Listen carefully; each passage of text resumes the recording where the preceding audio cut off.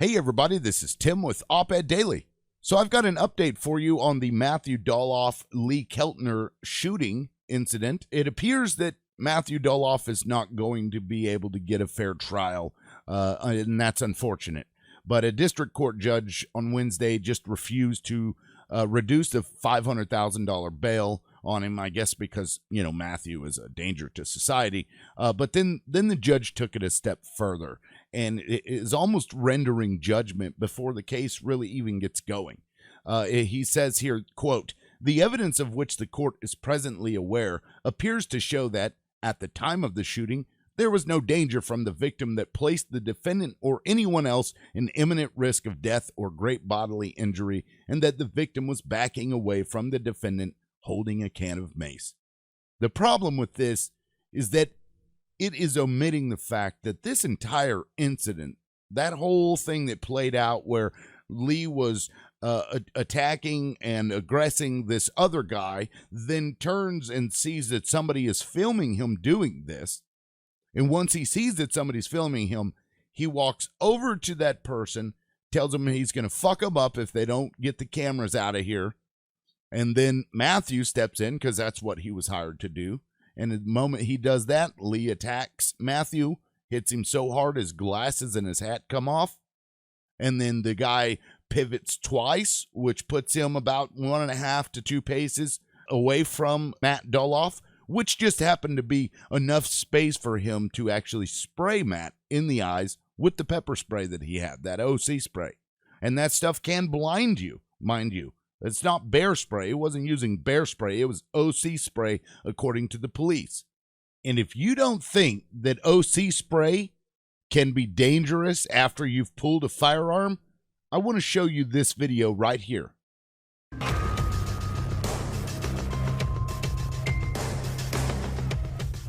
What happens is they feel an inflammation. It feels like a burning of the skin. They start getting mucus building up in their nose, their mouth. They start to gag.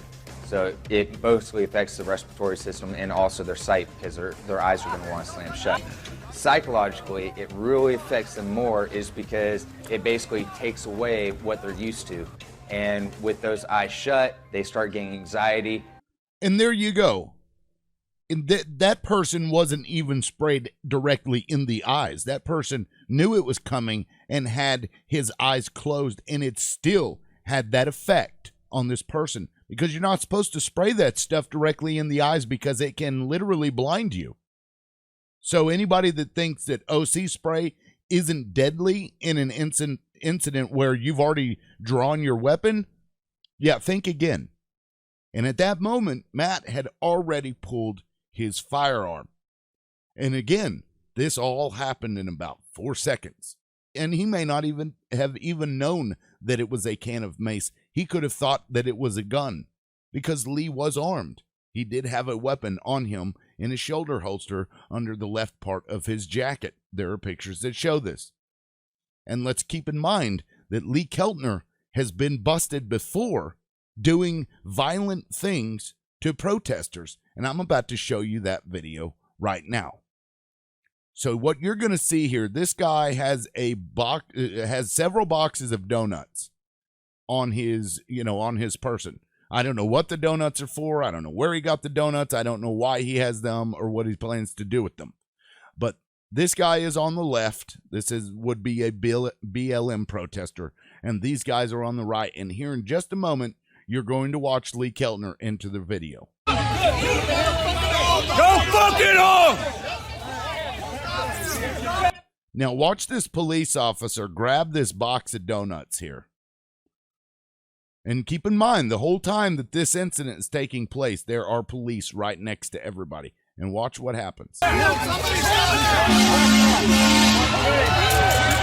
And there's Lee Keltner right here. Just standing there right in the middle of all this. He's got to put himself right in the middle of it. And this officer has just broken this man's box of donuts. Again, I don't know what that's all about. But still, here we go. Watch Lee.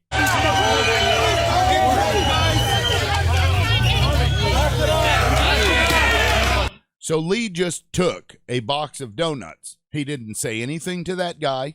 He just stole this box of donuts and hands it off to somebody else who subsequently throws the donut. You're about to watch this guy throw a donut at these BLM protesters. Watch. Why are you pushing us? Go home! We don't. Jason, tears squid in my son! Go home too! This is my picture too! Oh! Hey! And there you go. He just attacked a female. He just hit this woman. And now watch the reaction of these cops. Watch what they do. I got him. I got his picture. They literally do nothing. He just committed a crime, and they do nothing. This is my picture too! Oh! Oh! My picture too! Oh! Oh! Okay, so somebody in there is inevitably going to say, well, she hit him. No, she pushed this box of donuts that this guy keeps pushing into people's faces, and she pushes it away. And he even hesitates for a moment, and he reaches out and he smacks her right in the face. All right, and there you go. This Lee Keltner guy, and here he is. You've got the picture here. Smacking this woman in the face, knocking her goggles off. And it's so funny because when you look over here in the comment section, this was talked about before anybody knew who Lee Keltner was. Quote, I wonder if this guy smacks his girlfriend around like that. This is a clear picture of him smacking her in the face. The next frame, her glasses are flying through the air. Takes a real tough biker kind of dude to do this kind of thing to a young woman. I bet your mom is really proud of you. Shitty thing that the cops saw all of it and did nothing. Again, like I said before, there is a clear bias in this case here when this judge, who works in conjunction with these police, who clearly have a bias against BLM members and allow Trump supporters to attack other people and do nothing about it. So I don't know that Matthew Doloff will be able to get a fair trial. He has been painted as some crazy left-wing person, right? Because several years ago, he supported Bernie Sanders. Oh, my God, he's a radical leftist. He must be out there just trying to kill Trump supporters. That's what they're doing. There's conspiracies online about this, that the News 9 producer, that Matthew Dolloff, and that Black Guns Matter guy that was arguing with Lee Keltner, they all three were working together, and that they purposefully went out there to agitate a Trump supporter so that they could shoot this Trump supporter. That's what these people have made up in their minds. Now, I also want to point out that this judge is, this is something that he had ruled on before. So this woman here, she was raped by this guy, Jared Bates. They were drinking one night, and she says she passed out, and her brother walked in that same night. Her pants were down. His DNA was all over her face, all over her clothes, all over her body. By DNA, I would assume they mean semen.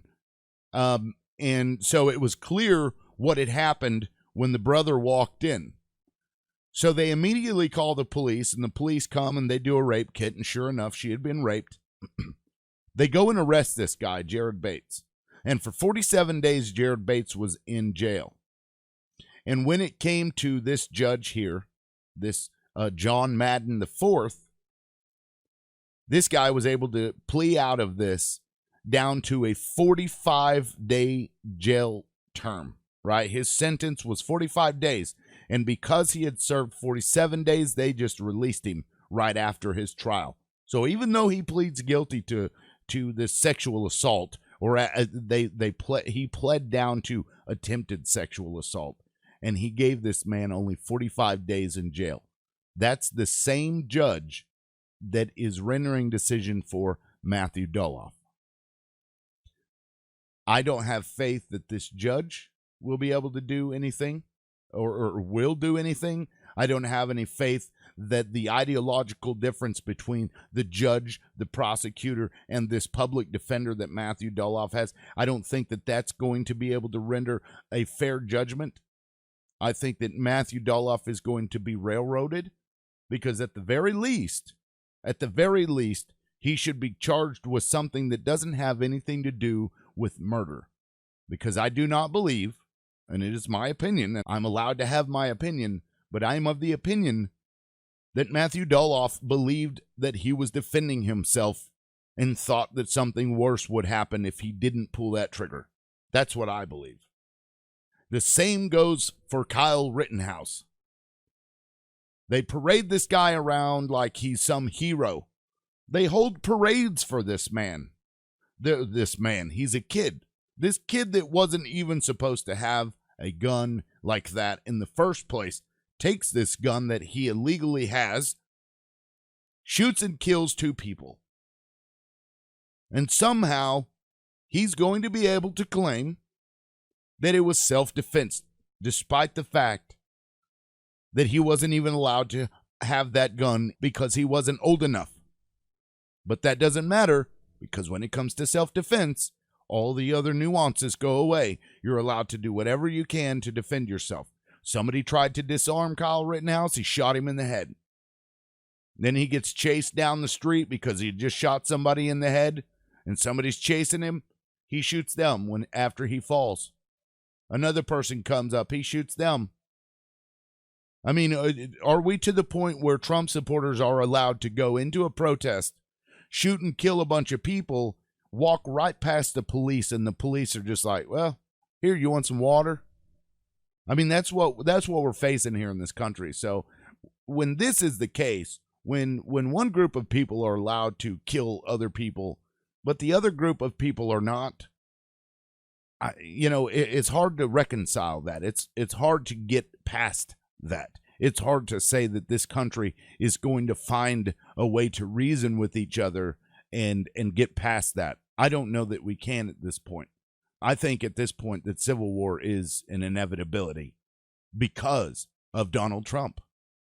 I put that squarely at the feet of Donald Trump because he has purposefully divided this nation into these groups, just like this, where you've got this guy on the right and this guy on the left, or, they claim he's on the left, even though he was an innocent bystander by all accounts here.